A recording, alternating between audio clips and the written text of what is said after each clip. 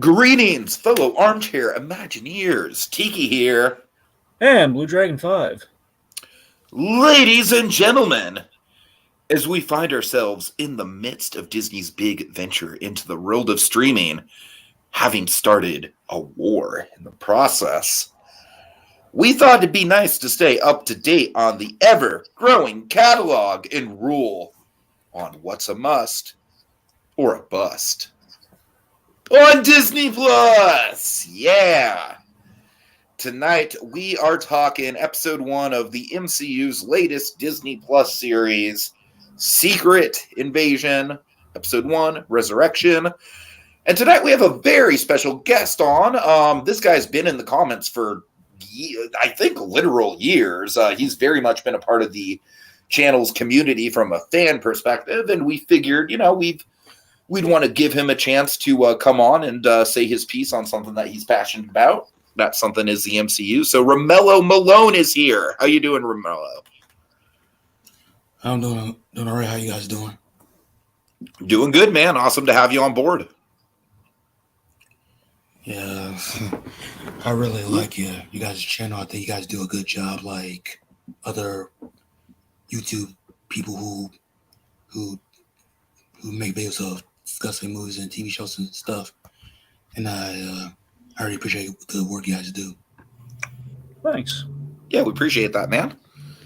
All right, well, let's just go ahead and dive right into the episode, Romello. What did you think of the episode? And also just give us, if you want to give us some background on kind of your overall thoughts on Secret Invasion, and Dragon's going to have to hit me every time I say Secret War instead of Secret Invasion. That's a running thing. Just kind of like your hype level for the show going in, what you thought of the episode. What do you think? See, what I think. I want to say episode 1 is a fine episode. Well, let's just say what I like about the beginning of the episode is that the Marvel Studios logo intro. I like how short it is. I mean, here's the thing: when I saw that opening intro, I always felt that the TV shows of the MCU, if they do a Marvel intro logo, it should always be short. It should not be like the Marvel movies. The Marvel movies and the Disney Plus TV shows, they should be different. The Marvel logo should be like different. Like the movie MCU should, with the Marvel logo, it should be always be the same. Like going through these images and stuff, and watching the Nick Fury show for episode 1 when they do the Marvel logo episode 1 is short, and I just felt like that's what all the MCU TV shows should open the Marvel logo like to differentiate the movies to the TV show. All right, but the actual episode, though, I mean, that's cool. I agree with you. I agree with you because I too am very much annoyed by how long that logo is. Just studio logos in general are getting too long these days, man. I think it's an ongoing problem. But Romello, we'll kind of like talk through the episode, but just overall, you said you thought it was a fine episode. Any big kind of like, if you were to put a critic blurb on a movie poster, what would you think of it? I don't know about critic, but if I had to grade the episode, I think I might give it, I don't know, maybe a C or something. Ooh, okay. All right, Dragon, what do you think? Yeah, so I heard a lot of the hype for Secret Invasion. Of course, Secret Invasion, it was one of like the of all the famous stories we've kind of done in the Marvel universe. We've seen a number of them brought to life in the MCU. We saw Civil War, obviously most famously, and usually the way it went is you had Civil War, and then after that you had Secret Invasion. That's kind of how that went. Now, I personally, I don't know much about Secret Invasion. All I know is the big thing, Secret Invasion, of course, is the invasion of the Skrulls, and the most I know about is how it ended in the comic because that correlates to Deadpool. Deadpool was a big key figure in actually stopping the secret invasion. So what happened was, long story short, Skrulls invaded. They were getting a lot of power because they were infiltrating, the government, and basically a lot of reveals of like characters for a long time. You thought you knew, and they actually were Skrulls. And at the end, the way they stopped the conflict was Deadpool stole some information that was critical, almost Star Wars like. It was basically he was like R2D2 bringing the plans of the Death Star. Essentially, he infiltrated the Skrulls. He got some information that was key in bringing them down. And before he did this for Nick Fury, appropriately enough. At the end of the day, Norman Osborn intercepted this information. He killed the Queen Skrull, and he basically became the new Tony Stark for a while. He basically was, all the bad publicity Tony Stark got, Norman Osborn kind of reclaimed. They loved that guy. That's when we got Iron Patriot. Oh, I remember the Iron Patriot. So that's the idea. The idea is Norman Osborn. He saved the world by killing the Skrull Queen. And, he was like top dog, and Deadpool didn't like that. Norman Osborn stiffed him on the jaw because he stole the information. Anyway, that was like a whole thing. The point that was most I knew about Secret Invasion. But so the idea though is the idea in the MCU, of course, one of the most famous examples, probably the best usages ever of Nick Fury was Winter Soldier. The way we used him there, and there's been a lot of buzz about the show. Like we're kind of dipping a little into the Winter Soldier vein with this. So I was hyped for that reason, and I think on its face, like okay. Sam Jackson, great actor. I mean, I've seen what he's done in the short form, like in like the 6-episode series. He did this show on Apple TV. It's really good, called I think it's The Last Days of Ptolemy Gray. It's spelled with a P, so The Last Days of seemingly Ptolemy Gray. But that guy. What? No, that's the name's Ptolemy, but it's like spelled. That's a terrible title for a TV show. I'm just saying. Well, I think I don't know if it's based on a book or not. I think that's why. Fair enough. The point being, he was really good in that, and that was kind of an old man with one last adventure story. So we seem to have a little bit of that going on here in correlation to the Secret Invasion story, and you know me, I'm a sucker for Skrulls. It was like the big thing that we had going for the Captain Marvel movie going into it. And it just seems like, okay, we're paying off a lot of things with Nick Fury. We've been setting up for a while here. We're doing the big Nick Fury story, in which we were kind of losing him for a lot of the Infinity Saga until like the cameo at the very end. So I was hyped for this. Within reason, I was hyped for this. I wasn't expecting the moon. I kind of went in without a lot of expectations, but definitely the potential that it could be really good. So I'm looking at this first episode, and I think the runtime hurt it a bit. I really do. I feel I see some warning signs of danger here, in that it might drag in places. Here's the thing, though. Content-wise, I do think it's interesting. There are points of intrigue in this that I do see. It's kind of like flirting with. Again, we're not full on in like the same ballpark at all with Winter Soldier, but I can see them. I can see them going for it, and I can see them like they're trying to do the Nick Fury that would fit into that world, and we're kind of checking in with Nick Fury after the blip and everything. That's really interesting to me. So I don't think it's enough to really judge the series yet, but ideally we would have done that with the first episode, kind of have a good like beat on things. But I see potential in this, so I'm intrigued but not dazzled yet. Well, okay. I went in with very low expectations. Honestly, I did not like the Skrulls from Captain Marvel. Talos for me was a character that was like had potential, but for me the way he was portrayed in Captain Marvel was very much, I mean, I'd have to go back and rewatch Captain Marvel. Granted, I think I probably will in between this episode and the next episode. Yeah. But from what I remember of how he was portrayed in Captain Marvel, it was a lot of comic relief. And I got to tell you, in this episode alone, like, I am way, way more invested in his character than I've ever been in all of his MCU appearances so far. Like, I think they did a really good job of kind of like recentering him. And Fury himself is very good too. I definitely think this whole kind of like war worn, sort of PTSD ridden Nick Fury is very interesting take to have. Sort of the idea that the blip kind of like took the fight out of him in a way. Very interesting idea. Obviously, the end of this episode is maybe going to light a fire under him. We'll see how that goes. Dragon, I agree with you about the runtime, but at the same time, I do have to be a little bit conscientious of the fact that Disney must be screaming like, well, we made the Mandalorian episodes too short, and now they're saying these episodes are too long. What the hell? But overall, I would give this probably a solid 7 out of 10. Like I don't think it's lighting the world on fire by any means, but At least not yet. yeah, but I thought it was solid enough to at the very least get me way more invested in Talos as a character than I've ever been before. And honestly, Dragon is someone who came in really having no investment in any of this.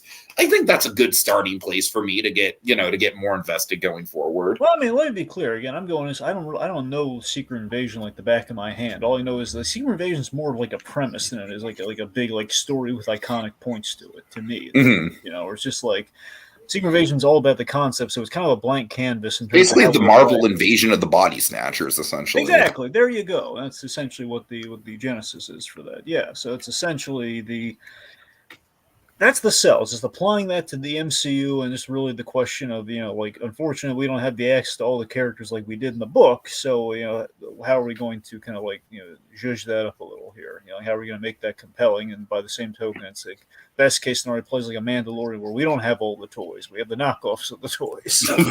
Right. So there's potential there. There's potential there for sure, but for example, I guess I was transitioning into the episode itself. The opening, I really like the opening. This with Ross and Prescott. Mm-hmm. Oh yeah. I thought it was a great way to see more Ross because I'm a big fan of that actor. I mean, we might or we might not, because here's an interesting thing. Someone pointed out, it's a great little, if you think about it. Yeah, he was kind of ousted from the CIA, so yeah, him pounding around some CIA context here. It was all up in the air because he might have been doing this off the books. He was wearing like a little wool hat, you don't know. Mm-hmm. But still, it's like a little Ross is kind of fun, some clearance he doesn't have. Something might be a little off here. So they're not. Just to be clear, they're not saying, at least for all we know. It doesn't seem like they're saying that Ross has been a Skrull the whole time. It just seems like, but we don't fully know that. It seems that Ross. Well, for me, I feel like based on the rules of this episode, and I have no idea if it's like this in the comics or not, but based on the rules in this episode, the way I'm interpreting is that any Skrull can can take any form at any time. Yeah. So you really never know who's ever going to be a Skrull. Go ahead, Romello. Yeah, in Captain Marvel, when they first showed up, I believe the first thing when they tried to impersonate someone, I think the first time they showed it, they actually see what human that they want to turn into. So I think that's how it works with them. Mm-hmm. That's right. Then we have the whole train chase with little old lady. She's shapeshifting a whole bunch of people. So yeah. And Stan Lee on his way to Mallrats. But no, he wasn't a Skrull though. No, I know. I'm just saying he was there on the train. He was delightful though. Yeah. And I just love the headcanon that he's on his way to the Mallrats set. It would have been better if he had the beard. Yeah, no, you're not wrong. You're not wrong. Well, I guess that's just saying it's movie. I guess they're retroactively saying in the MCU was movie magic that gave him that beard. Also, plus the camera probably takes off about 25 years or so. Mm-hmm. But I mean, honestly, even the opening with Ross is really compelling, and then even just the character work with Fury, I think I do think this episode is a pretty decent slow build of kind of where he's at psychologically. Honestly, I think it's a lot more thoughtful than a lot of the other non-Guardian stuff that we've been getting in the MCU recently. That's not saying it's great. Again, it's not saying it's great, but I will say, Dragon, you might agree, you might disagree with this, but so far, I think this has a more compelling conspiracy vibe than Falcon and the Winter Soldier did. Okay, so here's where we got, I guess, just to dig into a little here. There is an aspect of this, and we'll see how it goes. There's an aspect of this, of our premise here for this first episode that is very much them trying to take another stab at the Flag Smashers, and hopefully it's going to pan out a lot better than it did there. I will say, just what I was alluding to with the Falcon and Winter Soldier, that is exactly I think so far through one episode, this group is more compelling than the Flag Smashers were. Well, because here's the thing. It's interesting because I bring up the Flag Smashers because they have a similar goal. Now, these are displaced Skrulls. Not displaced by the blip, just displaced by, the whole Kree Skrull war and all that sort of stuff.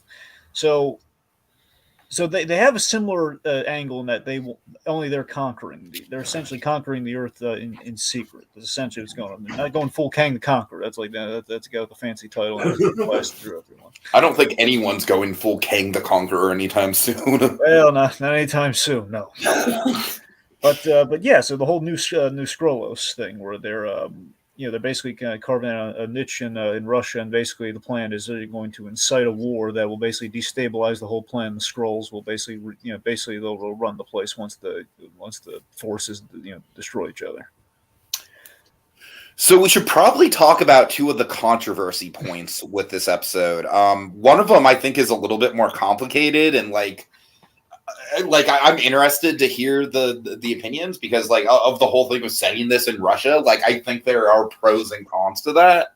But the thing that we should address, just because it is very much a bigger internet talking point than the Russia thing, the intro is the AI opening. Yeah, that's the thing. When I watched this for the first time, I didn't notice until there was one moment where I kind of thought, could it have been like this? I think it's pretty distasteful. Well, okay, so here's the thing. So the way the opening plays, until I get that shot of the Nick Fury Skrull fusion shot, that's the moment where I realized, okay, this might have been AI. Then it was confirmed by the internet. I don't even want to say distasteful. I just think it's very, very, very poorly timed with the writer's strike. Well, you're right. It is. But let me ask you this. Here's a question. This is kind of. I don't know how good a question this is, but I wonder. With an intro, do you think the intro is like a last-minute thing because of the writer's strike? They had to use AI. It's possible, but they have to question how much writing goes into it. So based on that, that's what I'm saying. Yeah. Wouldn't an intro? Wouldn't that be more like a conceptual artist or something like that? Because that's the thing. You gotta wonder, why on earth? Or a graphic designer. The only other reason I could think of why they used an AI opening is they wanted to save money. It's like a budgetary thing, because right now Disney is hurting for money all over the place. Yeah, Disney is not doing well at all. That's the only logic I have for the cheap. The only other reason they would do AI, both Disney and Warner Bros. Are not doing well at all. That is true. That's true. That's very true. Yeah, Universal's about the only company doing well right now. Yep. So that does bring about the question, it's.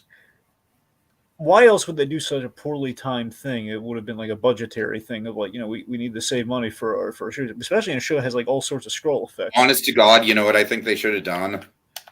Just not even had an elaborate intro like that, and just done Secret Invasion as the title. Boom, there we go. Yeah, like She-Hulk. Yeah, right.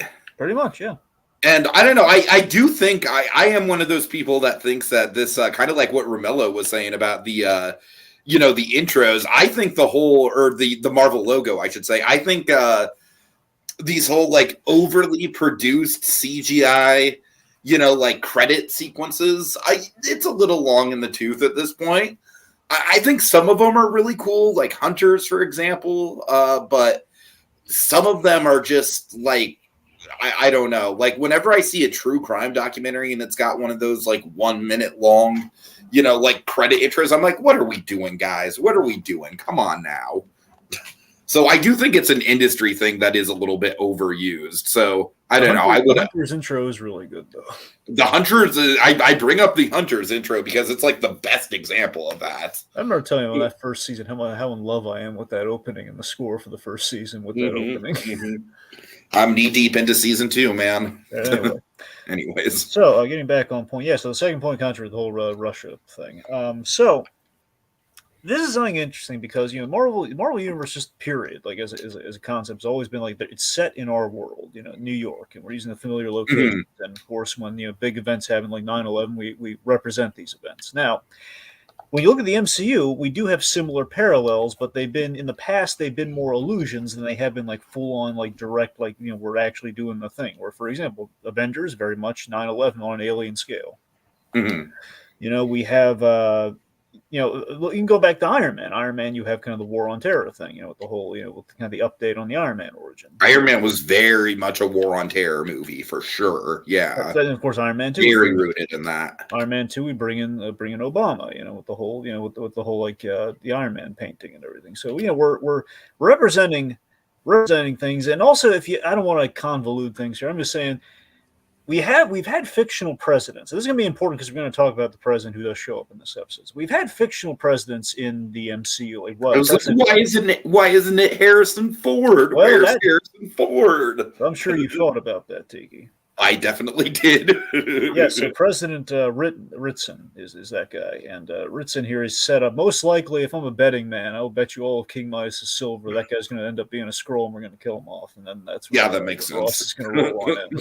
They'll probably be the big celebrity get for this season. If I would imagine Harrison Ford's got to appear somewhere in this season, right? He's got to. You would imagine.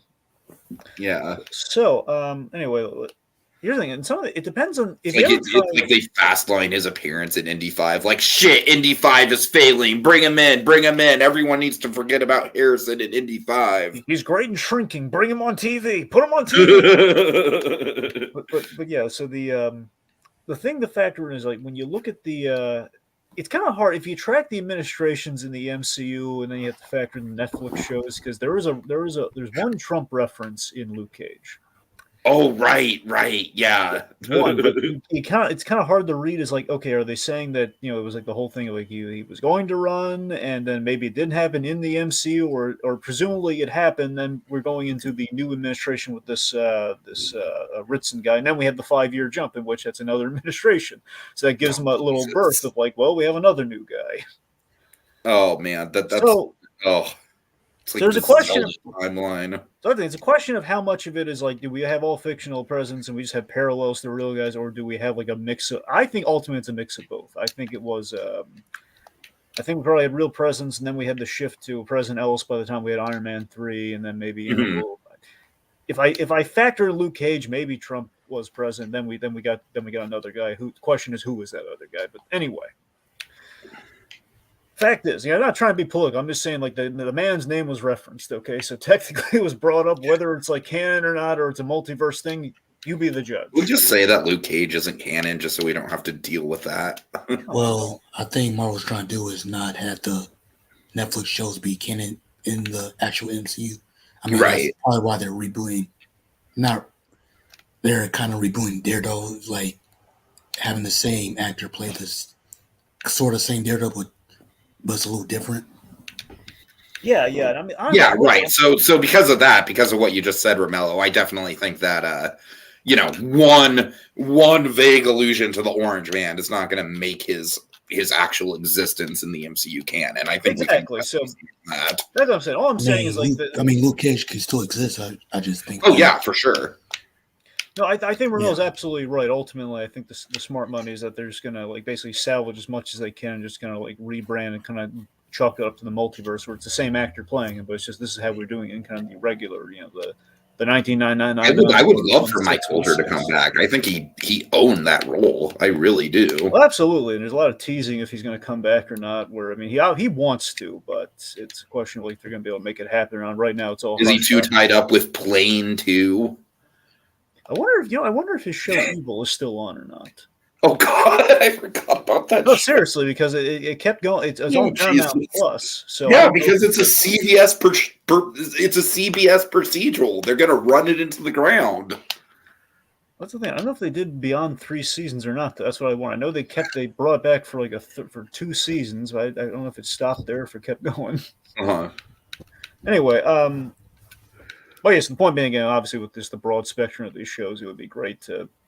I'm happy to get them, period, and I do want them sooner rather than later, just to say what the deal is, like, because there's a hope of like in a perfect world we're going to say it all happened, but otherwise we're just going to see, hopefully measure. I honestly don't think it all happened is a perfect world though, just because like we said, there are some continuity hiccups if it all happened. I mean, honestly, though, it was just like one gag, and again, it could have just been to the man without a presidency there. So it's the man's platform. I'm not just talking about that. I'm just saying, just in general, I think it'd be cleaner to just accept the fact that, like Netflix was like a different multiverse or whatever, and just have the same, if we want to have the same actors come back. I just think that's cleaner. I don't disagree. It probably is cleaner what they're going to do. I just wish, again, they would say one way or another instead of playing. Then why are they so tongue in cheek and everyone's saying 2 things? That's what bothers me about it. Just guys, just commit to it already. All right. He's in She-Hulk. Okay, Are we genius out of getting the box. Echo this year? Are we getting what this year? Echo? Yeah, Echo's in November. Oh, sweet God. All right. Anyway. I am not looking forward to that, but we'll see how it goes. Yeah, we're getting back on point here. So I mean, what's Echo? Echo is she's essentially she's a Daredevil character, and she appeared in the Hawkeye show. And she. Also, that's why Kingpin's in there. Exactly. Yeah. Yes. And at the end of Hawkeye, essentially, she turned against the Kingpin. The Kingpin will, best case scenario, be the bad guy for Echo. If not, he'll just. That character. Yes. Yeah. Okay. Dragon, you know what they're going to do, right? They're going to drag it out where Kingpin's not going to appear for fucking 4 episodes. And then, like, at the end of the 5th episode, he's going to pop up. And then, like, I've been here the whole time. I mean, honestly, in my opinion, I feel like that's the Disney Plus formula for villains now. Honestly, in my opinion, I honestly feel that Kingpin should only appear in the Daredevil show and in the Spider-Man movie if they ever make the new trilogy in time. Because I would love to see Tom Holland Spider-Man go up against that Wilson Fisk. Yeah, because we never had a live action. We never seen Spider-Man fight Kingpin in the movie before. Nope. Yes. So the reason I asked about Echo because I never heard of that character. I mean, first of all, I heard about the news, but I didn't understand why Kingpin was appearing in there. But that's why they get into it in the Hawkeye. She was in Hawkeye. Mm-hmm. Yeah. Now I get it. Okay. And the reason why I'm so apprehensive about that show is because of what you just said, where it's like, I legitimately don't understand why we need an Echo show. I really don't. But we'll cross that bridge. Yeah, that's why I asked who that is. Yeah, exactly. All right, so back to Fury. Okay, so now we're after the AI thing and everything. Let's just get back on Fury here. Well, we have to. We kind of got off track with the Falcon Winter Soldier comparison, but with the Russia thing, I am mixed on it. I could see it going both ways. Like, I do think on some level it is a little bit like, okay, you are playing with fire by setting it in like literally a current, very, very topical war zone. Yeah, see, DC always had a backdoor for talking about Russia because ordinarily they have like Kaznia, they have like Malaysia, they always have like the fill-ins for Russia and North Korea in their back pocket, or Corto Maltese. But on the same level, I do kind of respect it though, artistically, because like with the Russia thing, it's, I do think that there is some level of, like, one of the things that I'm afraid is going to happen with the ongoing Russia thing is that we're just going to demonize all Russian people. Oh no, we can save that for Craven. Oh God! Oh Jesus Christ! And because of that, I do think that setting the show in Russia is going to showcase, hopefully, the struggle of just like the common citizen living in Russia who's obviously not involved in the war in any way, shape, or form. And just how the war affects everyday Russians, as well as Ukrainians. I don't know. I doubt we're going to get that far into like what's actually going on in the real world. But, obviously where Russia is going to be the home front for a war of sorts, or not a war, an invasion. The war comes later. But I don't know. You see what I mean, though? Like, I think they are very much like it could end very badly for Marvel if they don't do it right. But at the same time, I do respect it to a certain degree of like, okay, if you're going there, let's see what you do with it. I mean, look, at the end of the day, for me, it's the fact that they're using the American Russia thing as it's for a plot purpose of, okay, we need to destabilize things, something that could possibly end things, and that'd be one way of approaching it. So it's a way it's topical, and that would make sense if they were gonna like really kind of cause a war and cause all sorts of bad stuff to happen. That would probably be like inciting a war between those two forces. So that makes sense to me. So I can kind of get behind it. But you're right, though. It is sensitive. It is a sensitive topic. But then again, that's what I'm saying. Like, they're going off the whole Marvel, tackling the relevant kind of current issues, but never as directly in the movies so far. I mean, Winter Soldier has been something that's kind of walked up to the line of that, where even so, that was more about the broad issues versus like an actual thing. Like, we were, it was about like, taking out future threats and everything. But again, that was just more about like political beliefs, less than it was like an actual, like, we're not targeting anyone very specifically, just we're doing all the threats, kind of with a grand sweeping kind of way. Sure. So you're right, Tiki. It absolutely could backfire. So, but again, could also work. All right, so let's see. So the Skrulls. The whole reason for this whole Tea Party here is the Skrulls are upset with Fury because Fury this is something I like. They call out Captain Marvel, but I don't think they call that enough. It's the fact that I'm not just trying to kick Captain Marvel while it's not. I'm just saying, like, in general, though, it's the fact that, like, hey, all that time we haven't found the Skrulls a new home planet. Apparently, we still haven't. Right. I mean, that's the impression they get. It sounds like they went somewhere, and then you have like the remnants of the Skrulls who are trying basically settle into the Earth, saying, "No, we want the Earth. We don't want another planet. We like this place. We want to conquer it. We want to invade it." So, that's the thing. Like, there's the blip, but this has been around since the '90s. I also get the sense that there's also just refugees who, like whatever colony they do have outside of Earth might not be great, and so there's refugees who might not like want to invade, but at the same time they really don't have anywhere to go. But that's the thing. So with the first episode, my concern with this show, and I think the thing that's going to turn a lot of people off to it, and I'm saying I'm in for it, but I can see this being a problem, is that the Ross scene, while I love it, it is a demonstration of this show's going to be expo heavy. Well, at the very least, this first episode is very exposition heavy because Captain Marvel didn't do its proper legwork. And we're kind of calling that out here, and we're trying to fill in those gaps, and I appreciate that, and I like that. And again, at least we made the dialogue kind of compelling. Like the Ross scene kind of summarizes what we need to know for this show, and that's good. But then later on, we kind of do it a couple times where we're kind of stopping the action, we're kind of talking about things, and aside from like Fury and Talos catching up, it's getting a little too chatty, It's just getting a little like, hey, let's talk about all the wise. Let's about the Skrull culture and everything. Let's talk about this. A little. I don't know. It's just something.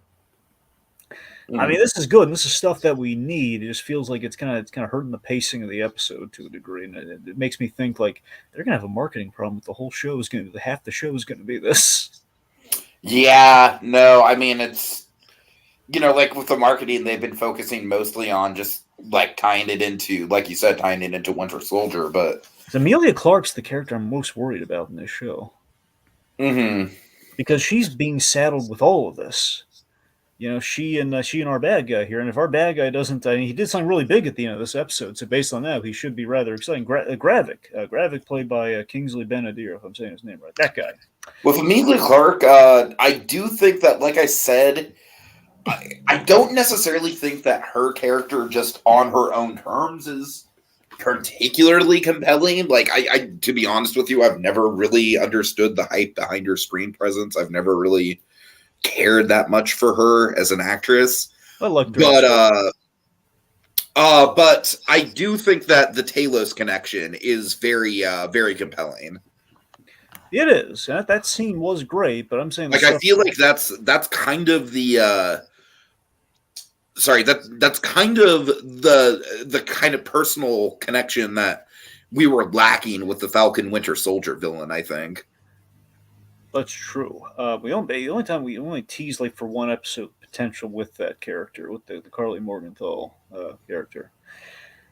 But the thing with Gaia is the separation is what I don't understand. Like that's the exposition I think is going to hurt. And we're okay. So Nick Fury shows up and he expresses sympathies in a really good scene to Talos that I'm sorry about your wife. Like that's great. And then we learned that the daughter ran away. And this is what I understand. Why did she run away? Like she's joined up the bad guy. And it sounds like, I know we're getting throwing out a lot of platitudes of like, he believes in the Skrull way. And we should have the Earth. We should literally inherit the Earth and everything. Like that's a lot of empty platitudes, which doesn't explain like, hey, I'm working for the guy that killed my mom. That's what I'm having trouble with. I know she learns that from Talos, but still, after learning that, though, there was a question at the end, like, did she betray them by like giving false information or not? And I don't understand why she would have an allegiance to this character, and that's important exposition material that we're not quite getting yet. And if we are getting it, it's just kind of like I don't think it's landing for why I should invest in this character beyond her connection to Talos. Yeah, I hear you. Like I said, it's not even her as a character that I'm invested in. It literally is like at this point in the story, I do think she is just kind of like more or less a plot device to get me to care about Talos more. But I will say, like I said, as a plot device, it is effective because I do genuinely care about Talos more than I did. So I went into the show, part of me thinking like, Guy, like we'd have. I'm not saying she would appear in the show, but Guy and Monica Rambeau, they'd be getting along famously because they were pals. Little girl, little Skrull. They were kind of getting along. But that's not the guy we're presenting here. This is like Guy is all wrapped up in Carly Morgenthau-esque activities. Right. So let's see. You guys find it weird that we never saw how the wife died? I mean, we hear about it, but we don't see it on screen. Like, when Nate first talked about it, I'm just saying to myself, the last time we saw that character, she was posing as Maria Hill.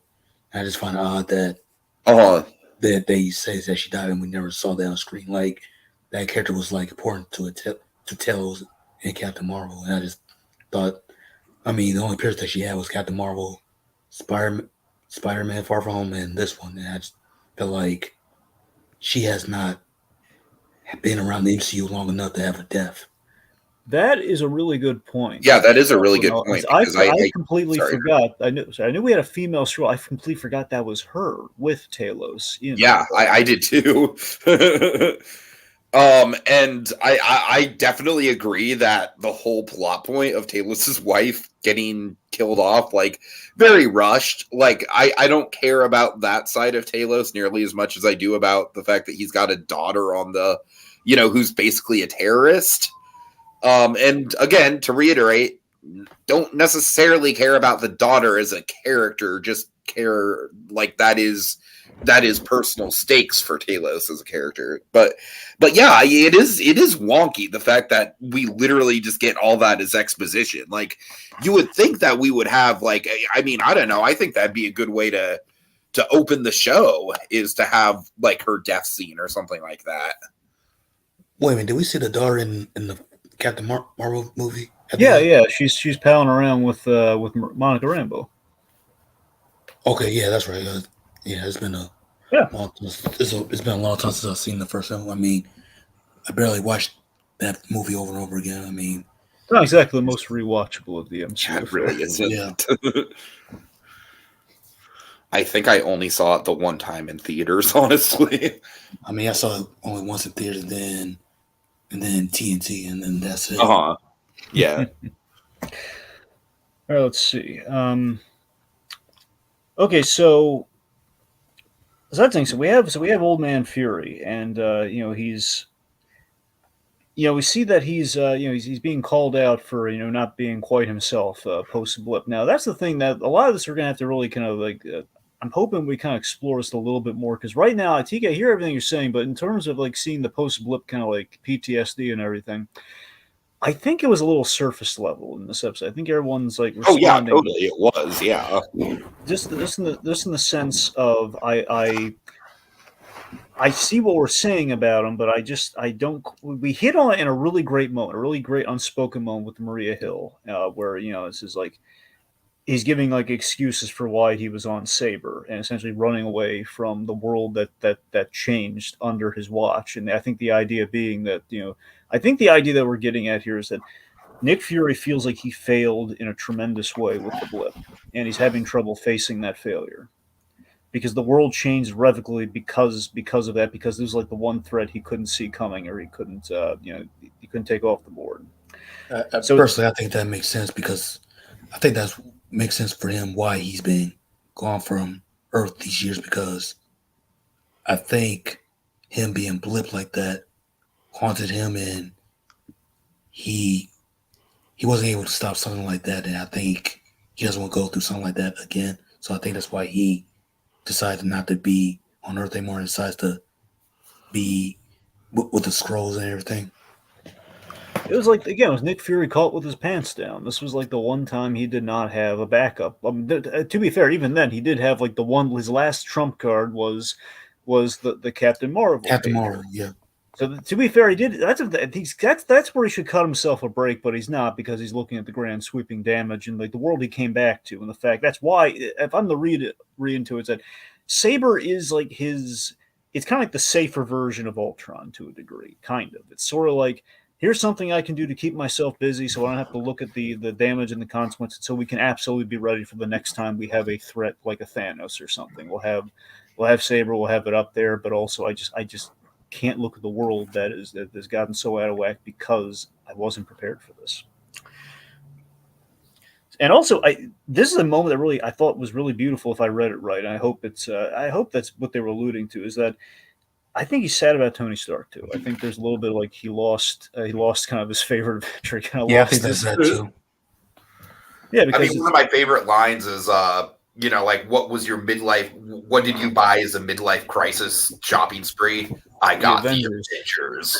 That was a really good line. Yeah. Can I say something real quick? Yeah, sure. Yeah, what do you got?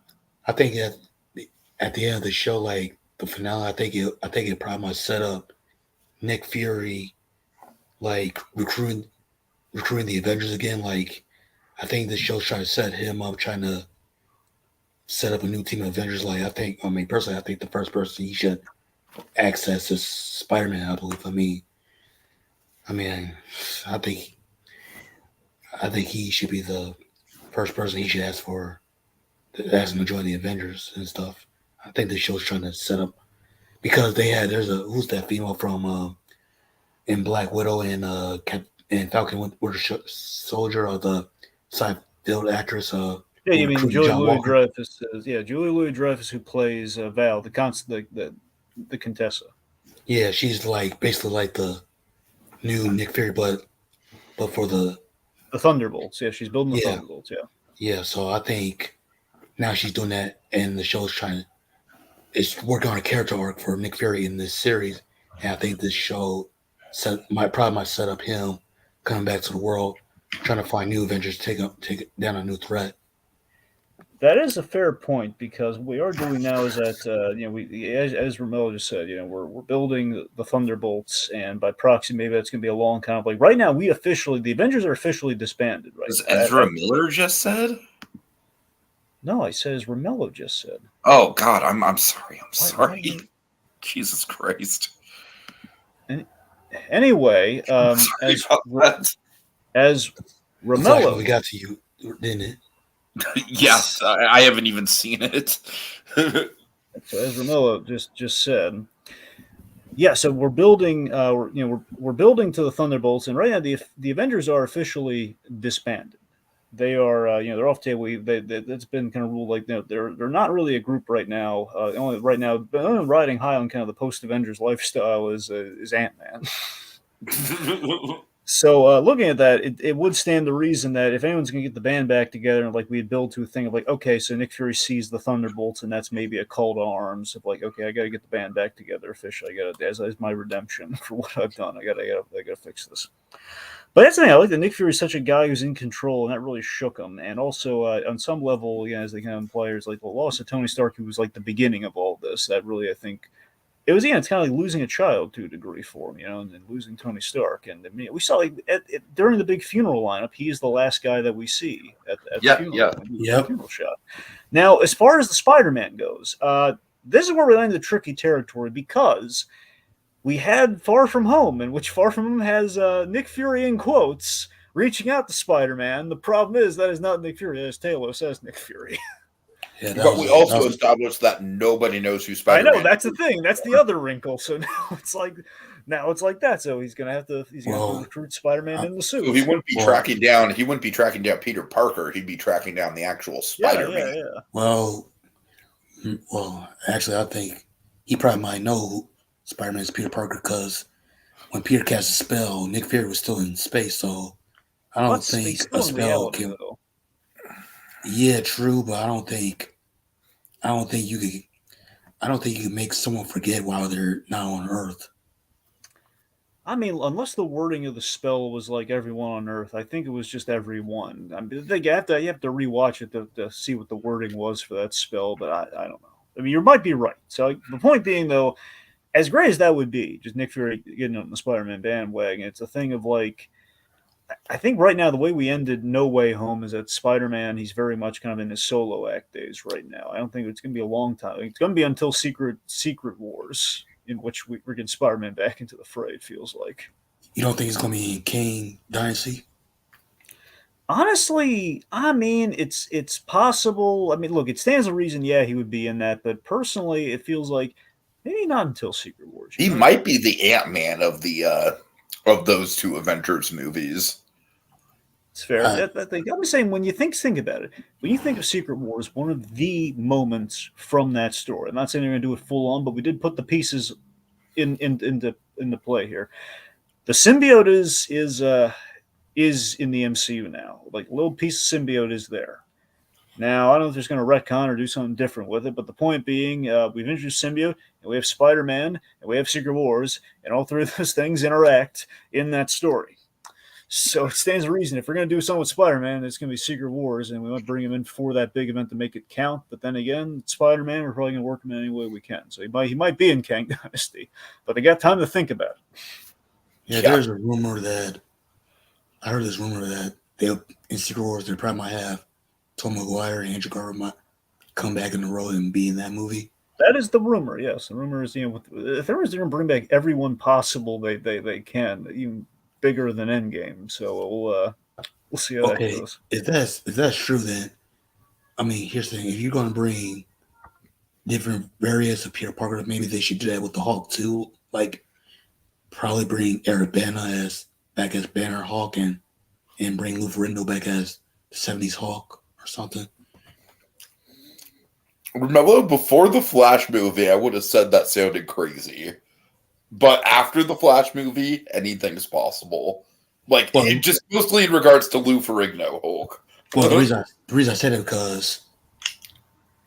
because if you're doing an Avengers movie, you're gonna have the current Spider-Man there, but you're also gonna have the other two Spider-Man there. You should have other actors. It would definitely be cool to see other variants of Marvel characters. Yeah, that's what I agree with you. Yeah, that's why I say they should have other variants of other Marvel characters like the Hulk and stuff.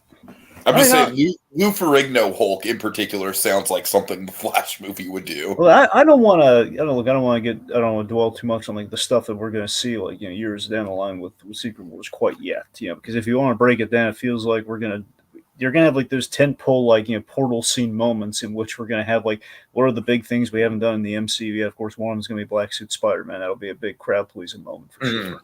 If they do that, and that would be if they're going to do it any time, it would be that's famously where it happens. So I mean, that's a way to go, and then you have like your other tentpole things. But I don't know if like the multitude of Hulks would necessarily be a moment, but it could be. It just feels like they would be selective about like how many of those giant temple moments they're going to have. Like the big one to speculate on is okay. Are they going to drop like they're going to make a money house for Downey Jr. and Chris Evans to bring him back for a money house?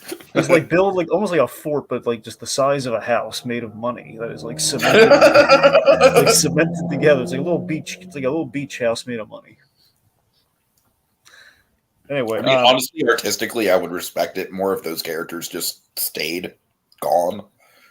Well, that's the thing, but with the multiverse, that's where you get a question. Yeah, that's true. That's true. Anyway, let's see. Okay, I guess circling back here. So it sounds like our graphic character, who is our big bad guy, he's mad at Fury for again banning him after the blip, but in general, not really.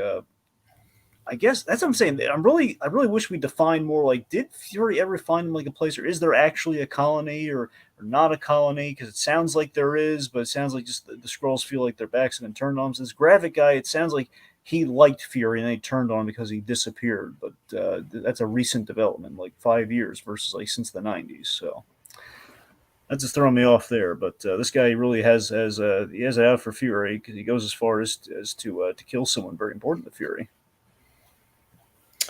Yeah, and I agree that the plot is a little bit exposition heavy for sure. That is an issue with the show. I hope that it gets ironed out.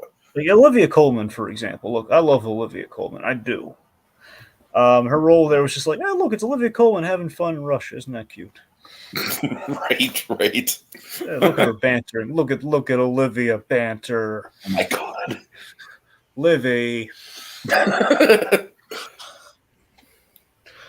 Let's see. So one of the standout scenes of the whole episode. I think Jackson's best scene was one of his best scenes aside from the whole like when he reunites with Talos was the other scene with Talos when they're doing kind of like a buddy cop thing where they're going in there and they're going after they're trying to find out what the bombs are.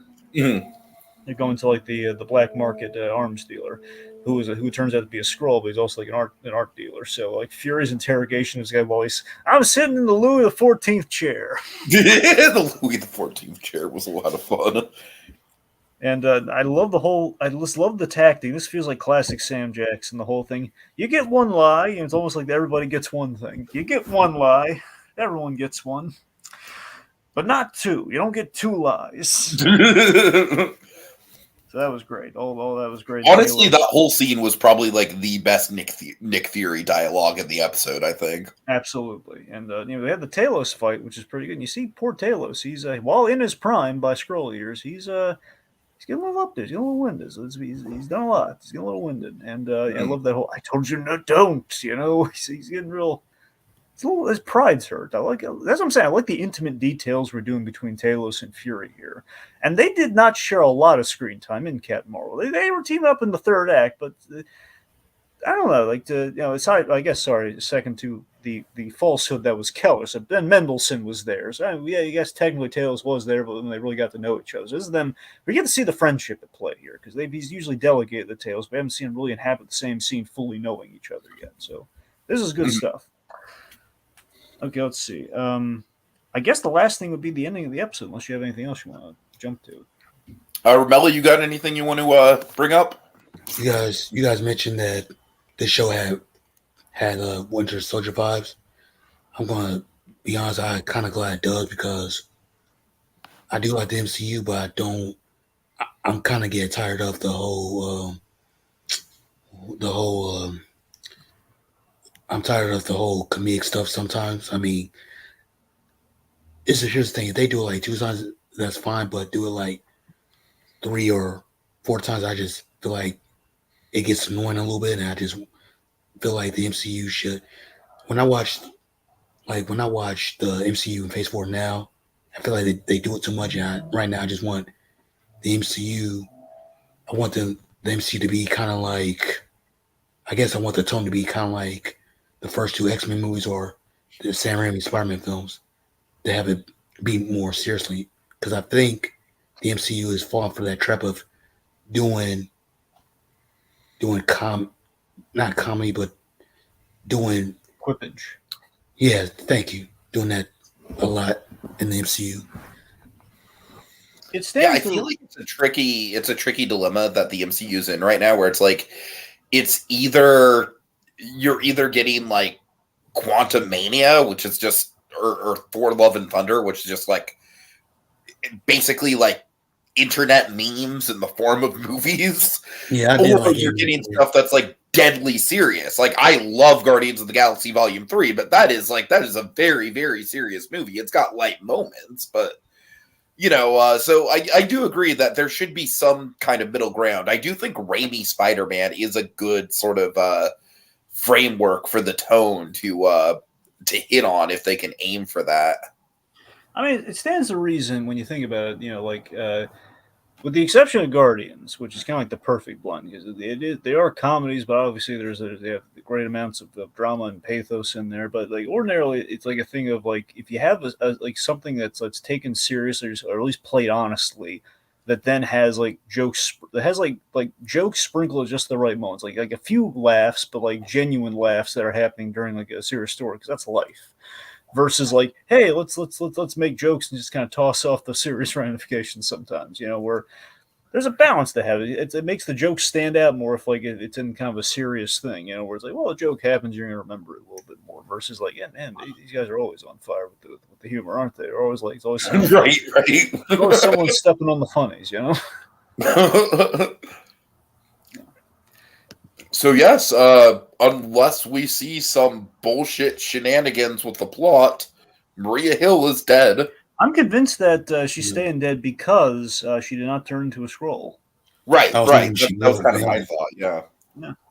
I was hoping she was, to be honest, because Well, it's a shame to kill her off, but again, seeing her die, like she was one of Nick Fury's most trusted. Now, like Nick Fury's lost his two most trusted people, with Coulson and with Maria Hill. I know. Well, actually, Coulson. Sorry, Coulson technically is dead in both senses now, but there's the fact that like, Is he really well, I yeah, think died again? well, technically, I think what they're doing was in the movie. In the movies, he's dead, but in the Ages, the Shield TV show, he's alive. I know what? you guys don't want to talk about that, but Yeah. Well, no, it's not. It's not really. I've gone through all of Agents of Shield. If I recall, at the end, they also killed him off again, if memory serves. But I'd have to. I have okay, to. I never watched that show. That's the thing. I'd have to. I'm pretty sure what happened was they killed him off in a different way by the very end of the show, and that he was kind of dying of something. So I believe that's what they did. I have to check the exact method because I don't want to bore you with the details. I could tell you what I remember it being, which I think is what happened. But the point being, like Nick Fury, sorry, that Coulson is dead, just not in the simple way we all thought he died. Oh God. Regardless, yeah, so he's lost two of his most trusted people. I mean, leaving essentially Talos, but. Yeah, it's sad because Maria Hill was there.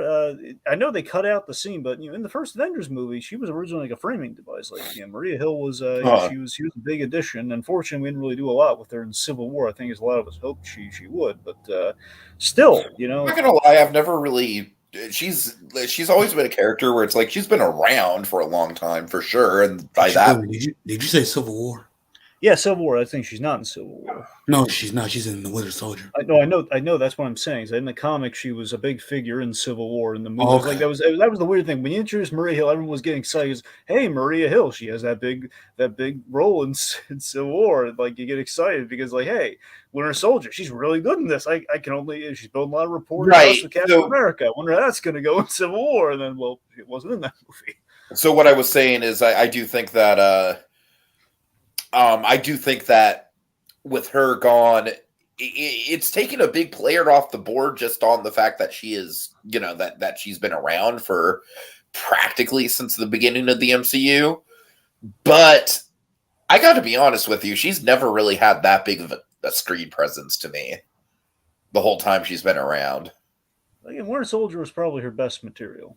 It is, but I don't think she didn't have that much of her journey in the MCU that much. Like what she appeared in first in the Avengers, then Captain America 2, Avengers Age of Ultron, then she's in the post-credit scene Avengers Infinity War. And I believe she's in the funeral in Avengers Endgame. Yep. And she's in Spider-Man Far From Home in a way, but it wasn't really her. So and then she's in here and she dies, and I just don't think she had that much of a character arc in this universe that much. No, you're absolutely right about that. And of course, even in Agents of Shield, I mean, she would pop up, but not as regularly as you think she would. She appeared. Yeah, she did appear there. I did not watch that show. No, that's it. I'm just saying the point being, you're right though, is that we kind of, with the exception of Winter Soldier, we really never did. I guess Avengers and Winter Soldier, we just never did a whole lot with her, and it's kind of a missed opportunity. But yeah, she is. I mean, I liked it when she showed up, and I like the idea Fury had like that trusted circle of people, and like he could really trust her and banter with her. But yeah, so I mean, I loved, honestly, in her last episode, in her last appearance here, I think she did get some really good moments with Fury, like calling out, like again, she got some decent moments. Yeah, I mean, she brought him back to Earth. That's pretty big. Like that was her, it was her thing. She brought him back, and I like the idea they would play chess, and they'd be really honest with each other during the chess games. And her death is really sad. And honestly, speaking of the Civil War thing, her death is kind of a little nod to Captain America's death in the comics, where Sharon Carter shot Captain America like in a close range thing. So the idea is you have like a trusted figure get really close to you, and then bam, bam, bam, close range. With a little nod to that, and this is really, of course, with the Skrull, you make it all sorts of traumatic and impactful. Like, it was you.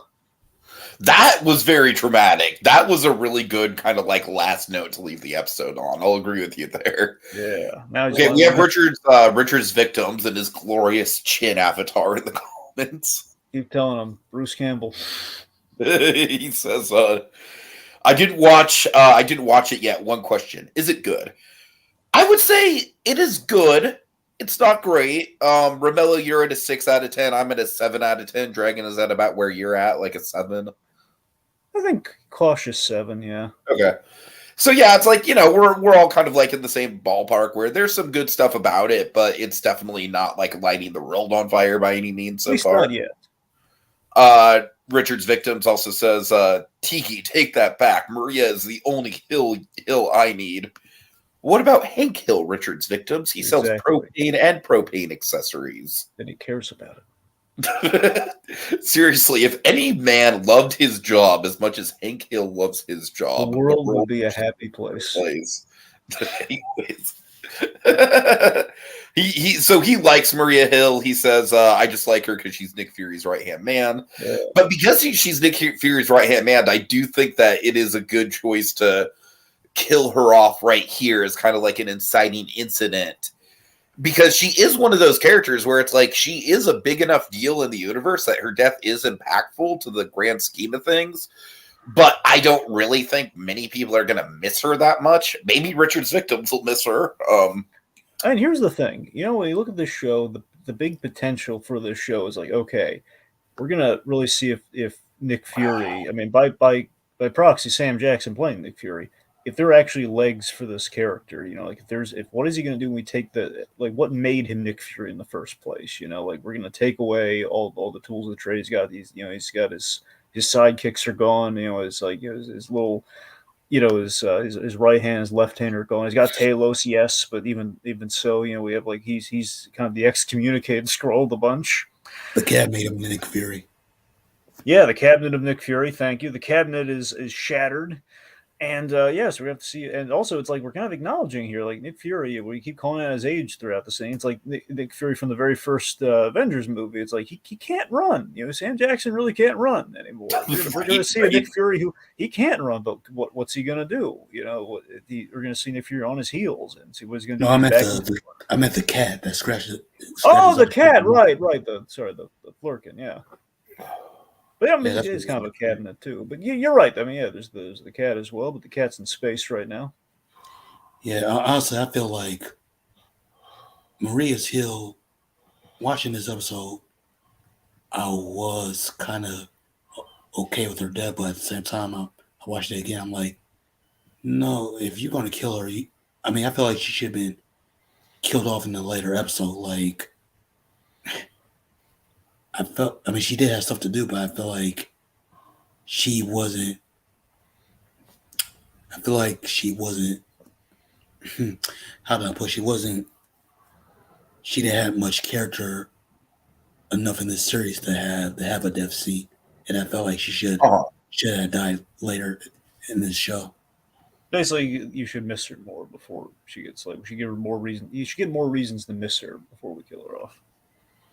I mean, I feel you're mellow. I do think it works okay. Like I said, is like an inciting incident, but even if they would have waited 1 or 2 more episodes to do it, that would have given, like you said, that would have given her a little bit more of a chance to actually make it a bigger impact. But like Dragon said, I do think that it might not be satisfying enough, but I do think she does have a couple decent moments with Fury here. I just felt like I just felt the death was like too early. Like it just sure. Like she didn't have much of a character enough to have a death scene. I feel you. Okay, well, I think that's about it, right? Yeah, that's basically the last shot of the episode. Mm-hmm. Okay, Dragon, final thoughts on your end? Final thoughts is, again, I think it's a good premise for a story for Nick Fury. I'm a little worried about it being a little exposition heavy, but then again, it is the first episode, so hopefully we're going to pick things up with just given how dramatic things ended. I'm pulling for it. They're saying it's the best case. It could be something in the ballpark of Winter Soldier. I mean, I'd love it if that happened. Well, I don't know. We'll see. Again, it could be Secret Invasion. You don't use that title lightly. If we're doing Secret Invasion, it should be big.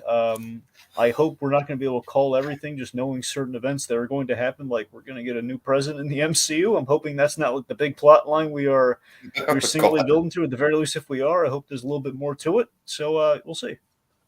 This is 6 episodes, right? Yeah, 6 episodes. Yeah. That's what I thought. Okay, Romello, do you have any final thoughts? Yeah, like I said before, I think it's a fine episode. I just hope that. See, I forgot to mention earlier, like, I don't know nothing about the Skrulls that much. Like, I mean, again, I've seen them in first Captain Marvel and stuff and through the MCU, but I didn't know that much about Skrulls. But I was interested in watching this Nick Fury show. And I think this episode is fine. I just hope that I mean the MCU's down. The MCU has been letting me down a little bit, but I hope watching the show just helped me be interested in future projects from Marvel. All right. Yeah, for me, I think we all kind of are on the same page where this is a decent start. I do think that people on the internet are, as always, they're being a little bit extreme. It's like, oh, it's the worst Marvel show ever. I'm like, no, it's not, guys. You just actively want to see Disney fail at this point. Calm down. But I mean, how can you say it's a bad Marvel show that they haven't seen all the episodes yet? I mean, it's just episode 1. Right. Well, it's the internet. Okay, let's see. Richard's victim says, my heart will miss her, but my brain is like, at least it wasn't Peter Quill. Let's see. He says, Richard's victims also says, okay, guys, I'm out. I didn't watch it yet, and I already know the greatest character of all of fiction has died. Richard's victims, I think this Maria Hill thing might be another Andy Kaufman bit, like the chin. I don't know. That's my that's my take. Also, Romello, very appreciative of you coming on, man. It's been a long time since you've been following us in the comments. So it was great to finally I feel like that's how everyone who's associated with this channel, even Dragon, has come to be on the panels, is just by being a fan and reaching out. So I really appreciate it. I thought you did a great job for your first go. Yeah, I appreciate you guys having me on here. All right. Okay, well, that'll do it for us this week as we holster our remotes till the next installment calls for the drop. Mano y mano. Just Plus and Us. Louis XIV chair. But Maria...